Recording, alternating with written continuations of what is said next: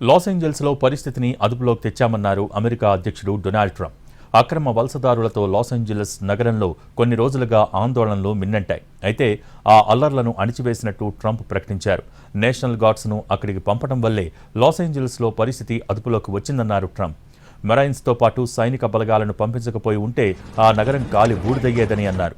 అందమైన గొప్ప నగరం నాశనమయ్యేదని అన్నారు ట్రంప్. లాస్ ఏంజల్స్లో అసమర్థ గవర్నర్, మేయర్ల వల్లే ఈ పరిస్థితులు తలెత్తాయని విమర్శించారు అమెరికా అధ్యక్షుడు. వీరి తీరుతో అనేక ఇళ్లు తగలబడ్డాయని అన్నారు.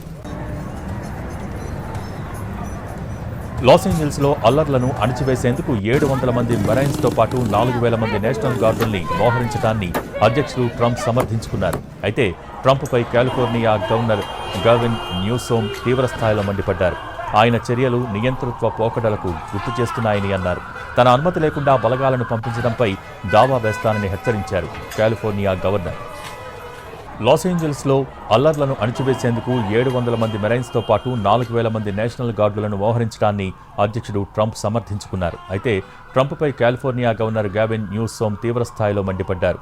ఆయన చర్యలు నియంతృత్వ పోకడల్ని గుర్తు చేస్తున్నాయని అన్నారు. తన అనుమతి లేకుండా బలగాలను పంపించడంపై దావా వేస్తానని హెచ్చరించారు కాలిఫోర్నియా గవర్నర్.